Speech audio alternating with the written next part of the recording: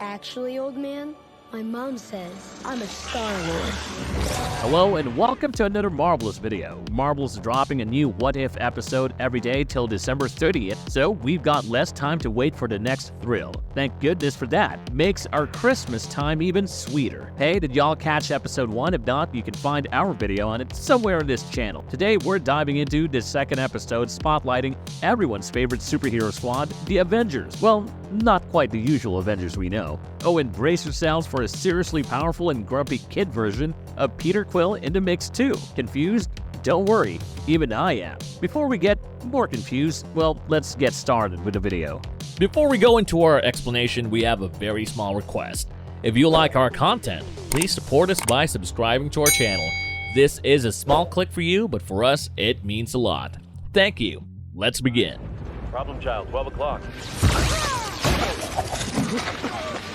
Quill's Reckoning, a celestial showdown. So this episode kicks off back in 1988 when this shiny, mysterious thing zooms into Earth's atmosphere. Cue fighter jets going crazy trying to catch it. Peggy Carter's in the mix, telling a pilot to take down that thing before it crosses into U.S. airspace. No surprises there, shields all over it. They unleash a barrage of missiles at the target and bam, it crashes right smack in Midtown Manhattan. And guess what? That thing turns out to be Ego's ship, and inside there's a young Peter Quill.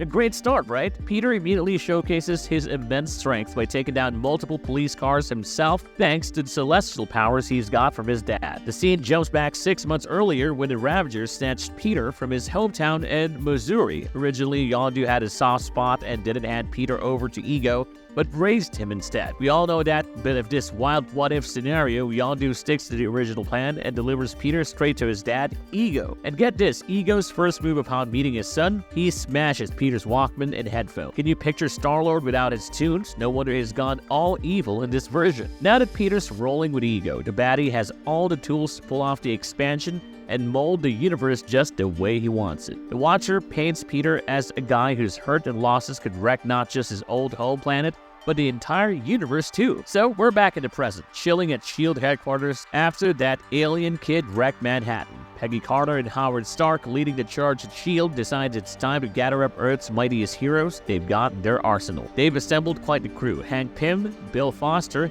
King T'Chaka, repping Wakanda, the Winter Soldier, and Wendy Lawson, also known as Mar-Vell. That's a powerhouse team right there. Now, before we dive into the action, they needed to persuade Hank, considering the whole situation with his wife Janet was a touchy subject. So, Stark rings up Hank, who's busy looking after his daughter, Hope Van Dyke, yes, the future Wasp. Pym slams down the phone at first, blaming S.H.I.E.L.D. for what had happened to Janet, but eventually he agrees to check out the chaos caused by the celestial actions after witnessing it on TV. Hope joins in, clueless about her dad's previous gig. The team finally gathers and heads to a totally empty Coney Island. There, Peter's just chilling on a ride at the amusement park holding a candy and a teddy bear, which totally gave me Rocket vibes. So they chase him down, and even with Hank, T'Chaka, and Foster cornering him, Peter still somehow overpowers them all. Just when it seemed like game over for this Avengers squad, cue the thunder and lightning, and whose epic entrance theme is that? Nope, not The Undertaker.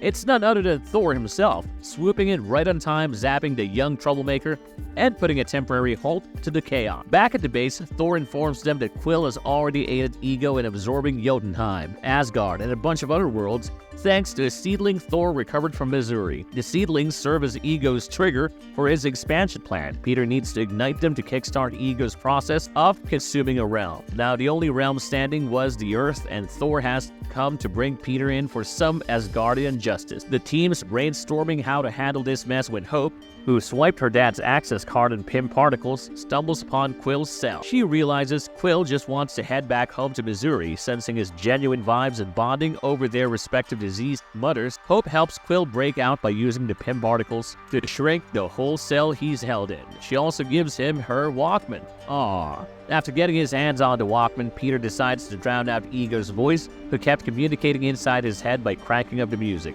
Dead set on reaching Missouri. Ego assumes Peter can't hear him because of the crash and his imprisonment at S.H.I.E.L.D. HQ, so Ego decides to take matters into his own hand and pays a visit to Midgard to trigger the seedling himself. Before Ego's arrival, Hope insists the team promise not to harm Peter but to help him recognizing he's just a kid. So, the team splits up. Thor, Black Panther, and Bill Foster wait anxiously for Ego in the Mojave Desert. Meanwhile, Hank and Wendy head to Missouri, hoping to persuade Peter to turn against his father. However, things take a twist when it's revealed that the Winter Soldier is still under orders from the Soviet government to take out Quill at any cost. He's locked in on Quill through his sniper scope, ready to neutralize him as soon as the order comes in. Next thing you know, Quill is in a cemetery visiting his mother's grave as Hank closes in to earn his trust and convince him to help them. On the other side, Ego's touched down and spawned a whole army made solely from elements in the desert. The heroes jump into the battle, but they're totally outmatched. They're in desperate need of backup and they need it pronto. Howard manages to intercept transmission between the Winter Soldier and his employer, and he pulls out all the stops to take him out of the mission.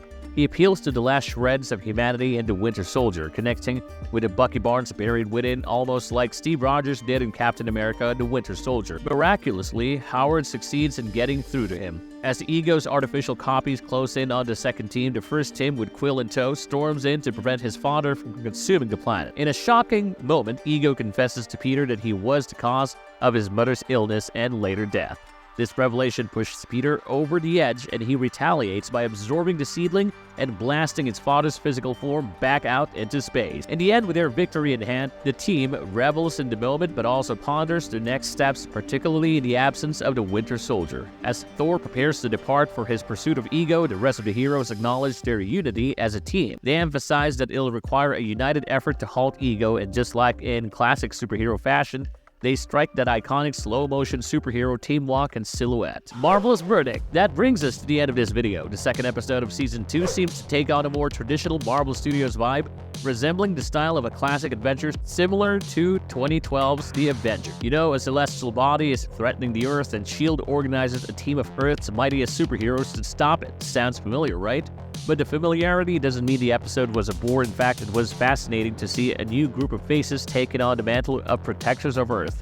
Plus, this version has 2 kids and a cat, so I'm voting for this one. Come to think of it, in the original timeline, if Yondu had stuck to his initial plan and handed Peter over as promised, who's to say things wouldn't have unfolded in a similar way? It's all about those what-ifs and the paths not taken. The daily releases during the holiday season are making What If a must-watch, keeping everyone hooked. The excitement for the next episode is already building up. It's the perfect holiday treats for Marvel fans. What was your favorite moment from this episode? Let us know in the comments below. And if you liked this video, don't forget to hit that like button and share this video with all your friends. I'll see you on the next one.